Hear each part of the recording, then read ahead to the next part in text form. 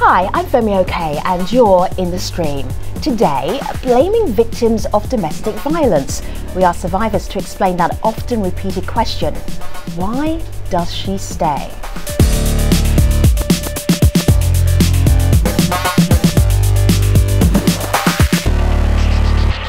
Our guest digital producer is Omar Butter. He's filling in for Malika Bilal this week. And when we look at domestic abuse, domestic violence, lots of campaigns online. What are you seeing? Plenty of campaign and plenty of conversation. I think it's certainly fair to say that there's a lot more conversation today about this. Right. But that unfortunately does not change the fact that domestic violence remains hidden in many cases.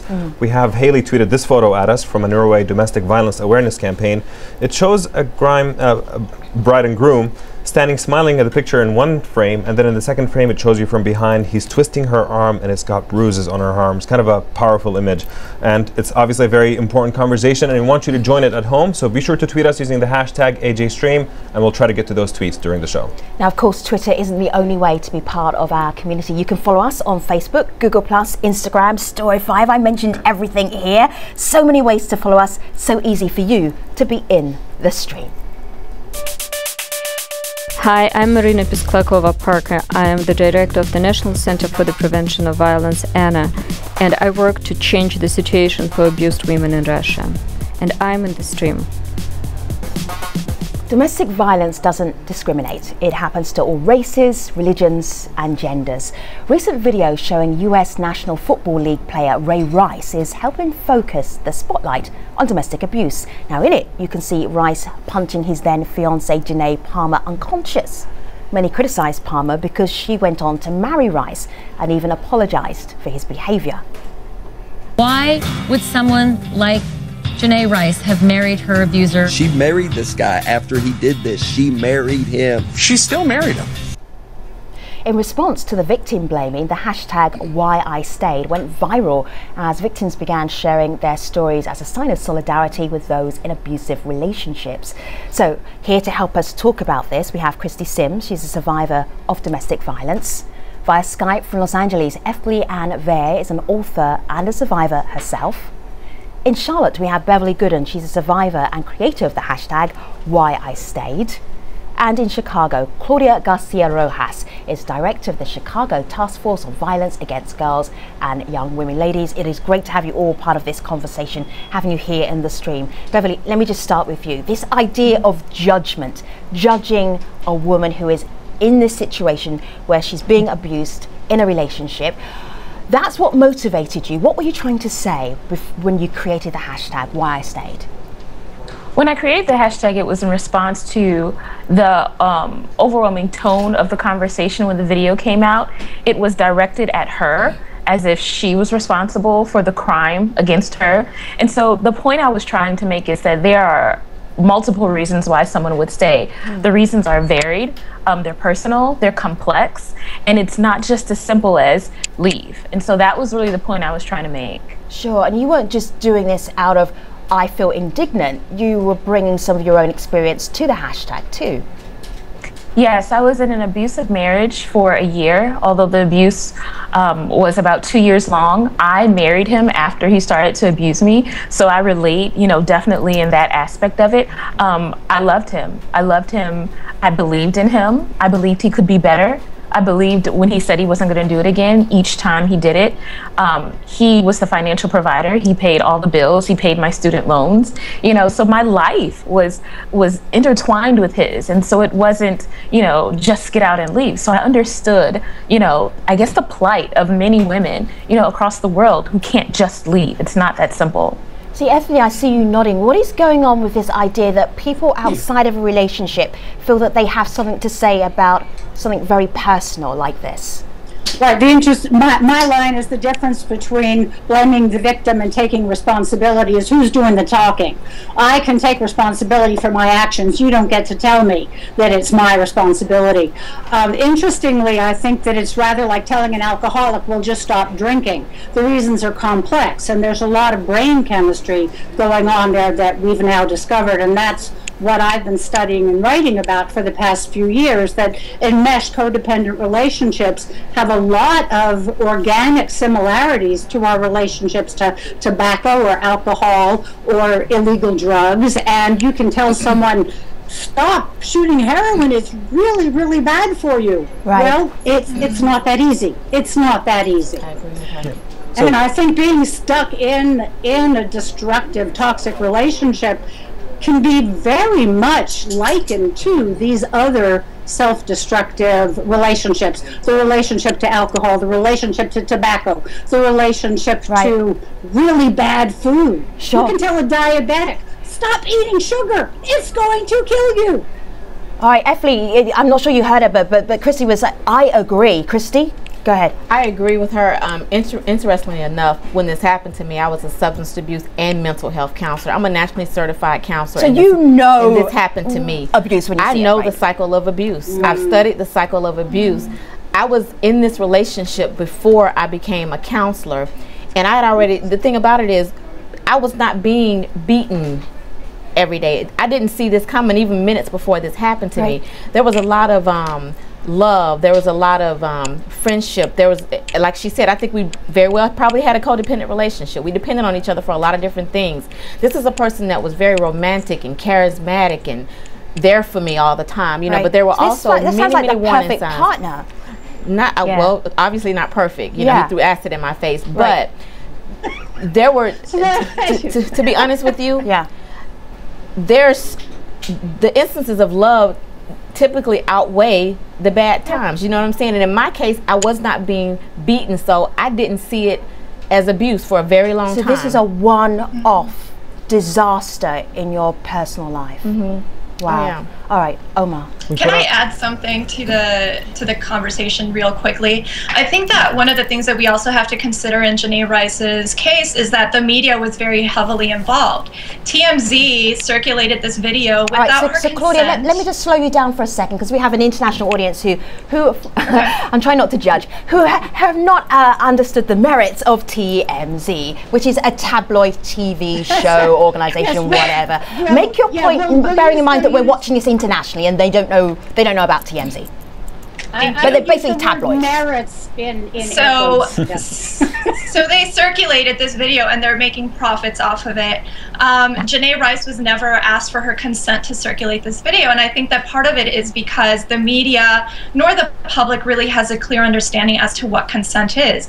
And so what I'd like the public to know is that consent is a daily practice. Every day, whether you're choosing to go to the cinema with friends or choosing to have a particular meal, you're consenting to something. Right. And so I think that the more we begin to understand as consent as a daily practice, we'll be able to better understand victims and survivors of violence and better frame the conversations around that. The other thing that I want to discuss is that race is very much a Claudia, hold tight for a moment, because we've all got a ton of things to talk about, and the community are going, what about us? We need to talk as well. Indeed. Omar, go ahead. So we put out the question of why people actually end up staying, that hashtag why I stayed, of people giving reasons for why they stay in these kinds of relationships. And we have people weighing in. We have Lynette here who says many depend financially on their spouses, so leaving means they lose the supporting pillar. So he's talking about circumstantial reasons why people stay. But we have Freedom here who tweets in saying, I was emotionally neglected as a child, so I took the abuse as a teen and a young adult because any attention was just that, attention. So Effley, I want to pose this to you. From your experience, do you think people have a lot more circumstantial reasons why they stay in these relationships, or is it more emotional ties that keep them in abusive relationships? Well, some people, this is the only thing that's ever been modeled for them. It's the only kind of love they know because they came from abusive relationships themselves. So the childhood trauma leads to a lifetime of trauma. This is one of the reasons that people say, well, let's keep the family together. And I was one of those people who would say, you don't necessarily want to put the abusive husband in jail because what about the children that you're depriving of a father? Well, others would say, yes, but you're only keeping an abusive father in the household who will then model more abusive behavior for the children, and the children who have had abusive relationships modeled for them often grow up to be abusers. So there is a cycle of abuse. Let me just show you a picture here, because I think you're going to have a moment where your jaw will drop, everybody. So looking on my laptop, this is Christy Sims. This is you before April 2013. And then tell us the story. Take your time and tell us what happened, because right here sitting in front of us is the face of domestic abuse. Exactly. April 28th, it was a Sunday, about 2 o'clock in the afternoon. Home, I lived alone with my children. I was a single mother. He was visiting for the weekend. My then boyfriend called me into the bathroom and was holding a bowl, and I didn't know what was in the bowl, but he just took the bowl and doused the bowl in my face. My whole world changed at that moment. You know, it was sulfuric acid is what it was. It was industrial grade drain cleaner, which contained 93% sulfuric acid. Went over 20% of my body, my entire chest, my arms, 100% of my face was burned. Changed my entire appearance. I was in a coma for 2 months, away from my children for 6 months. Like I said, I was a counselor. I had a great job. I loved what I do. I can't work right now. My entire face is having to be reconstructed. And for an entire year, my abuser walked around free. He's still free, as a matter of fact. In fact, we're awaiting trial right now. So literally, there was no argument. There was no prelude. We were getting along okay. I had just backed away from the relationship, and I think he felt that. He sensed that. So you know what I'm hearing here, Beverly, is that there are so many reasons for women to maybe feel, oh, I might be stuck. For you, what is the prime one? For me, the prime one was financial. It was circumstantial. I depended on him. You know, I needed him to survive financially. I couldn't find a job in my field at the time. And you know, my parents aren't wealthy, so there was no support, you know, necessarily there that I was willing to ask for. So my life was tied to his. It was. So when my belief in him, you know, faded away and all of that, I just needed him to survive. I didn't see a way to get the resources that I needed until I started to research. So that was my primary motivation. Right. And it's valid. I think what I'm hearing from all the different people and all the different reasons, it really goes to show that the issue is so complex, you know, that you can't just pick one. You can't pick one. It could be, you know, it could be literally anything. And I think it's unfair, you know, to ask a woman, why are you staying? Why aren't you leaving? When you don't know what the situation could be. She could be in danger. Her children could be in danger. Her life could be in danger. She could be, you know, financially tied to him. He could be threatening her or suicide. You know, it's just, there's so many things it could be.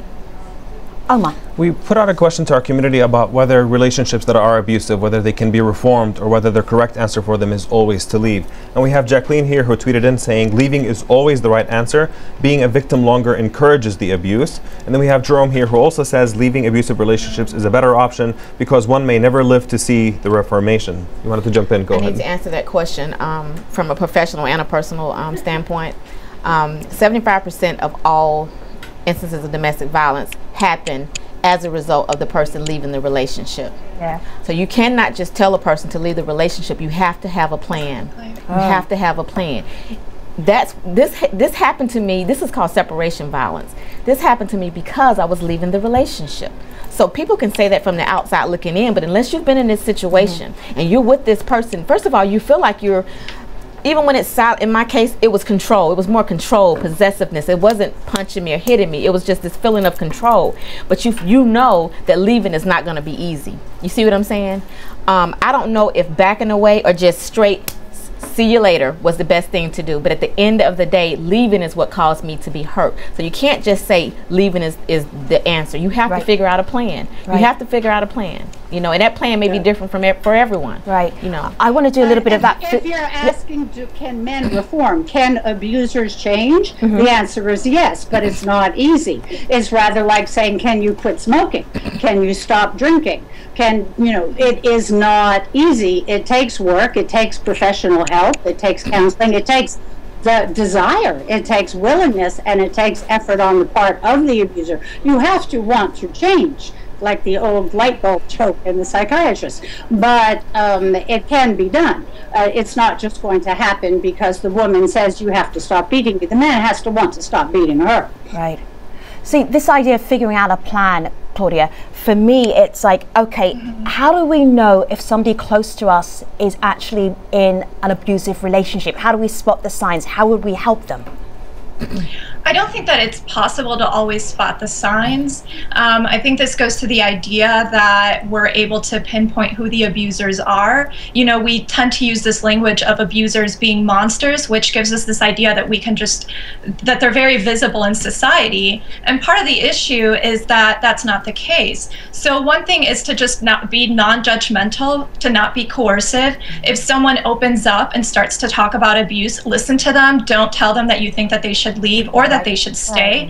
And I think that these are the... Hold tight for a moment, because this is really important. This idea about not being judgmental, what are the things that, ladies, that you hear that will be judgmental so that we make sure that we don't repeat that? Claudia, can you give us an example? The statements that are being said, you know, insulting Janae Rice for the choices that she's made. We don't know what her situation is, and so I think that there are more and more organizations employing harm reduction and transformative justice models, which are not very popular, widespread, but they tend to be more effective because they are survivor-centered, which means you listen to the survivor, and the survivor is the source of authority and expertise in her relationship. Okay. So that actually very question also was put out to the community, and sort of asking if one of your friends, if you know that one of your friends was actually experiencing domestic violence, what would you do? We have Fazila here who says, I would ensure her physical safety and encourage her to get family and professional help and advice, support her through the process. But we have Sadiq here who says, not much, as it is a case for social workers to handle. There's always two sides, and very often the abuser is the victor in these cases. Ethlie, do you think, what would, in your case, would you think that is the appropriate response for a friend, if you know that a friend of yours was actually undergoing an abusive relationship? Well, the thing is, the person who really needs help is the abuser.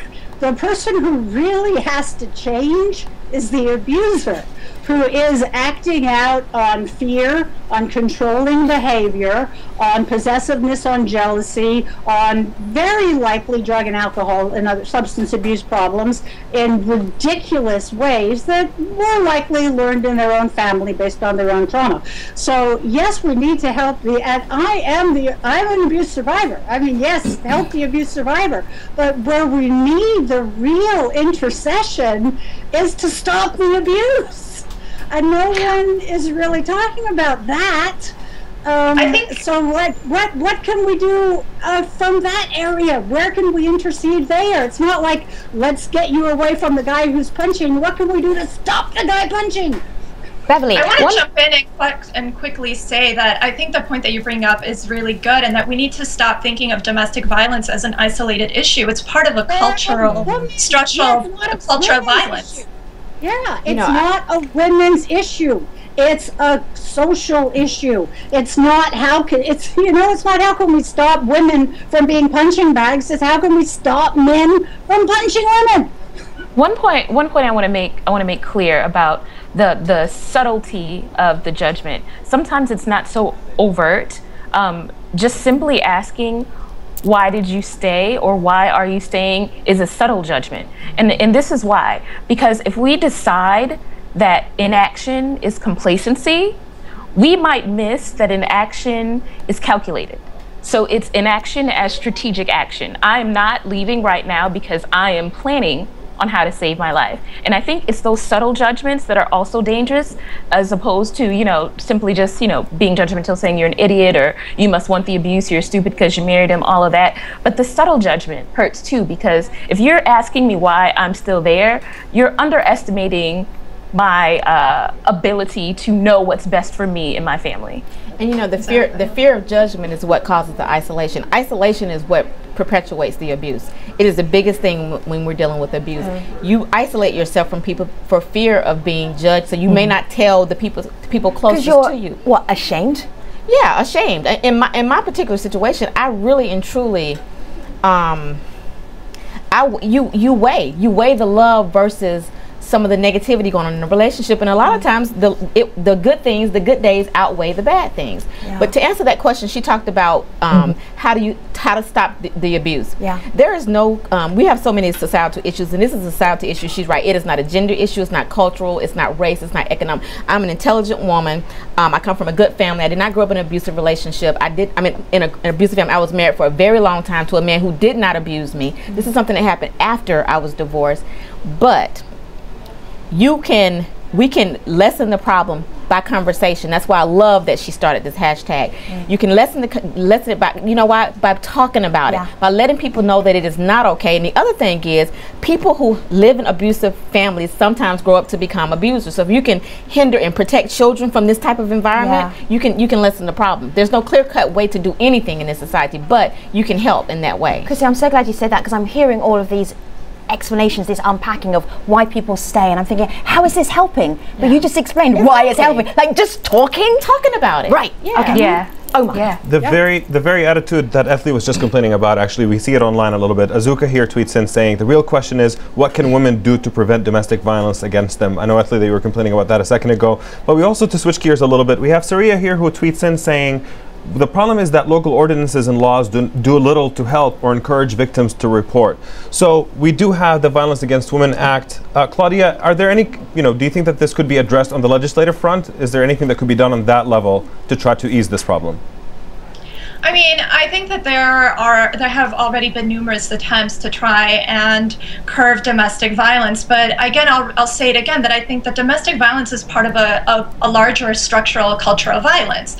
To give you an example of that, Marissa Alexander, people can go to freemarissa.org to learn more about the details of the case, but she is a woman who lives in Florida who, went through all of the legal procedures of trying to move away from her abusive husband. She fired a warning shot in defense of herself, and she's now facing 60 years in jail. Yes. So this is an example of using law enforcement and then being further victimized by the very people that are quote unquote supposed to support victims. I know, as myself as a survivor of domestic violence, I called the police one time on an abuser, and when the police arrived, I was told, I was called the B word. I was told that I wasn't listening to my abuser and that this is why I was being abused. Who called you the B word? Claudia, the police called you the B word? The police. Yes, wow. The police left, and for me, as it is for many other survivors, the consequences are dire.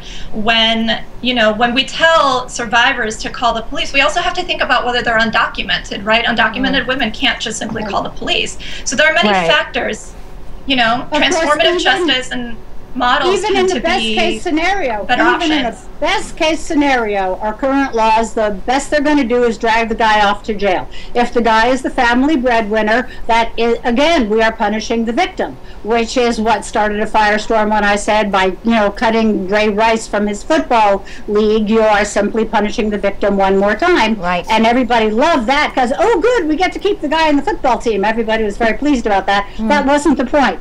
I mean, yes, you need to punish the abuser, but throwing him in jail and depriving the family of the paycheck may not be the best way to do that. My solution for Ray Rice, I want him to go around to every high school football team in the country and say, I used to hit my wife. I was wrong. I should not have done it. You guys shouldn't do it either. Hitting your girlfriend is a horrible solution to your anger. Let's talk about other ways to deal with our anger. All right. That's how I would punish Ray Rice. Okay. I like that suggestion. Effie, take a breath. And Claudia and Christy there as well. This show is not big enough for the guests today. This is why we have a post show. It's a very passionate subject. Stream.aljazeera.com. You have to come that way because we have a lot more to talk about. Very quickly though, Beverly, I'm actually talking about one or two sentences here. How does this feel to have started this conversation? It's not a new conversation, but it's a very specific one that went viral. How do you feel about it now? I'm just kind of overwhelmed at the speed at which it picked up. Not only that, but the intensity. It's I think it goes to show that there's so many people out there affected by this issue that haven't had a voice. All right, Beverly Gooden, she helped a lot more people have a voice. Hashtag WhyIStayed. We are taking that conversation online. Stream.aljazeera.com. And tomorrow, we're talking about Malaysia and the sedition rules. And is the government using it to get rid of its political opponents? That conversation for the next show. See you online.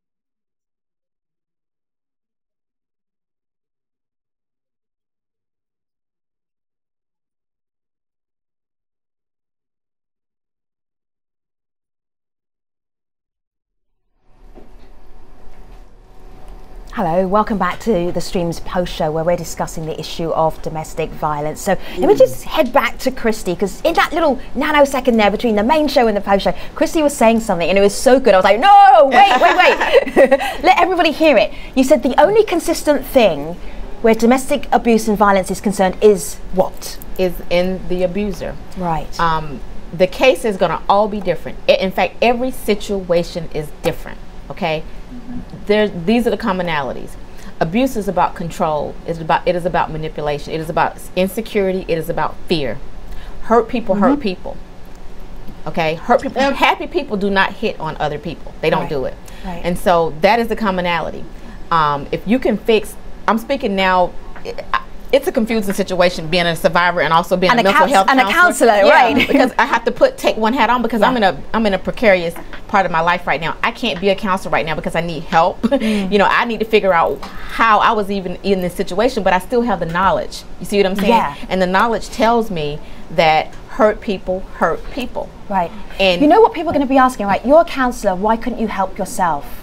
Well, the thing about it is, it was not abuse. It didn't feel like abuse to me. Right. This is a man that was romantic and charismatic and, you know, good to me and loved me. I don't know who's doing that. You know, I was not being abused to that level. When I think back on it now, because the cycle of abuse is very intricate. When I think back on it now, I can remember little emotional things, verbal things that he would say. But nothing like this. Nothing warned me that this was going to happen. Okay, all right, that's amazing. I work in recovery. I'll get to you in just 1 second. Actually, I want to read this tweet real quick and direct it at you as well. We have Simi here who tweeted in saying, aggression is the release of suppressed emotions. There are 2 victims, although only one shows physical signs. Ethlie, I know you refer to abusers as people who need help, but do you think it's fair to go as far as to actually call them victims? First, I wanted to reassure Christy that I'm also involved in the world of recovery, and my line is always that luckily we're not all crazy at the same time.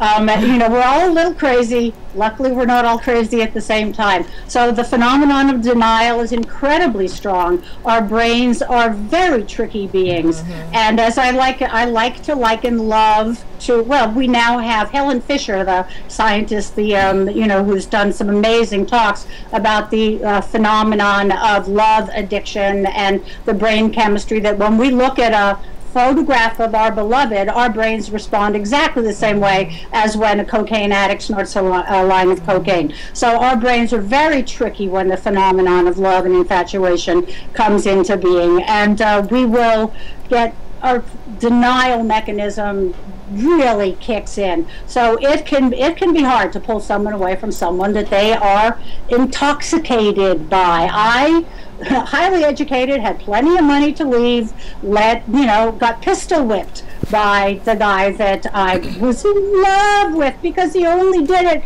because he was jealous and he loved me so much. So I totally get it. Was he a victim? No, he was a jerk.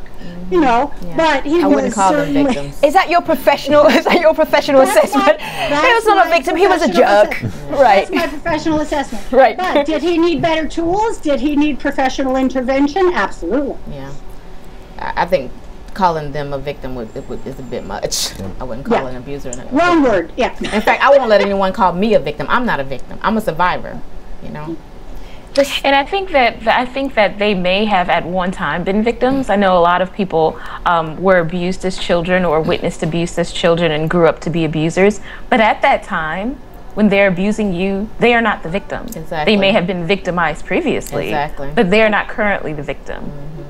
Yeah. I really appreciate that, Christy, that you brought this up, because I think that the conversation really needs to shift from having, you know, if survivors want to talk about and use personal stories to educate about domestic violence, then I think that that's totally okay. But I also feel that there's this pressure from media for survivors to explain themselves. And so I think that the conversation would be much more complicated and messy, and perhaps even more difficult if we started to ask actually why there is abuse to begin with.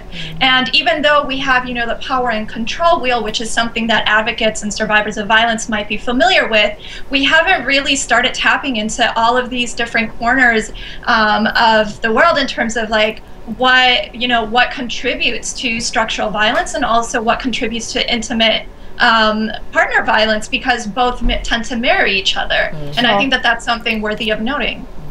Omar. So just to switch gears a little bit, actually, we have a video of some controversial comments that Whoopi Goldberg made recently. Take a listen to this. Don't hit anybody. But if you make the choice as a woman who's 4'3" and you decide to hit a guy who's 6 foot tall and you're the last thing he wants to deal with that day and he hits you back, you cannot be surprised. Let's not hit anyone. So we had a couple of reactions to this online. I'm so glad that we got to talk about that, because now, okay, so if your 3.5 foot tall 40-pound child kicks you in the leg, are then you, 5'6" and 150 pounds, allowed to punch him in the face? Is that then okay? Oh, I hate people who make that argument. She hit him first. He had a foot of height and 120 pounds on her. You don't hit people who are half your size, ever. Sorry. Well, it's also very reductive. It's also a very reductive statement. I mean, it's also very anchored in, like this gender binary. I think if we move away from heteronormative relationships... Help me understand this. What does that actually mean? Because we've done gender binary conversations in many different themes of the show. But what do you actually mean by that in this conversation? I mean that we tend to look at domestic violence cases and always assume that the people that are involved in the relationship are someone that identifies as male and someone that identifies as female. Right. And that if we moved away from this model of violence, that we actually start look at same-sex relationships or genderqueer relationships, and to look at the violence dynamics within those relationships, we might actually learn a lot more about violence and why it happens, and we might, stop making these reductive statements. Right. Another Not just what men do to women, it's what partners do to each other in a relationship. Yes. All right, Christy. Yes. And that's important to talk about. In my work as a counselor, a portion of my clientele were all types: transgender, bisexual, lesbian, gay, whatever. The point is, and abuse happened in those relationships, so this is not a male-female issue always. But to say, for Whoopi Goldberg to say that she deserved to be hit, and she didn't hit him in a way that could have hurt him in any kind of way. I'm not sure she said deserve. She said you should be prepared to have someone hit you back if you hit them. I don't think you should be prepared to be knocked out cold. Right. I don't think you should be prepared for that. Right. I don't agree with that statement. Exactly. I think that was very judgmental. Right. That was so judgmental. Even that was judgmental. To me, that was judgment. Right. That was judgment. Wow. I don't even know if I really believe in provocation. And I say that because my ex-husband hit me more times than I'd even like to count. And I never hit him back. So I had every, provocation to hit him back, but I never did, because I'm not the type of person who hits. I believe there are people who hit people. And there are people who don't hit people. Right. Or you may want to seek help. Right. That's just what I believe.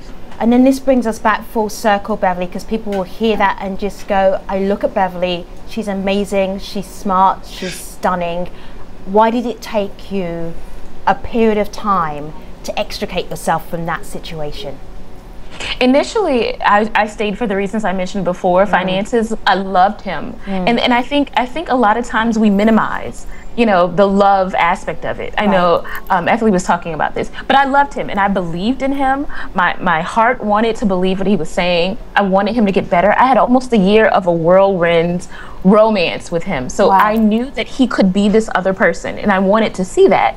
And so it took me some time to leave, but it took me a little extra time to leave because I had to prepare myself to leave. I had to get a plan in place and a bag and all of that. All right, ladies, I'm going to do something to you that's very cruel and mean. I'm going to ask you to finish this sentence, why I stayed, to give people a takeaway from what we're actually talking about, because you've got so many amazing, powerful experiences. I know it's hard and I shouldn't really do it, but Christy, why did you stay? I stayed with my abuser, I believe, because the good days far outweighed the bad days. Ethely? I stayed because I confused intensity with passion. Claudia. That's a good one. I'm going to flip that around and ask why do abusers abuse? And Beverly. I say because I believed he would change. Thank you, ladies, for the most amazing experience. We didn't have a show that was long enough for you, but thankfully this is an online conversation that will go on and on and on. And also thank you to our online community as well. I have to wrap it up. I am so out of time right now. The internet window is closing like this, but I do have time to say thank you to Christy Sims, Efli Ann Vare, Beverly Gooden, and also Claudia Garcia Rojas. Thank you for being part of this conversation. Let me tell you about the next AJ stream. A spree of sedition charges in Malaysia. Now, is the government using its colonial-era Sedition Act to keep the peace or simply target its political opponents? We will find that out in the next AJ stream discussion. Until then, I'll see you online.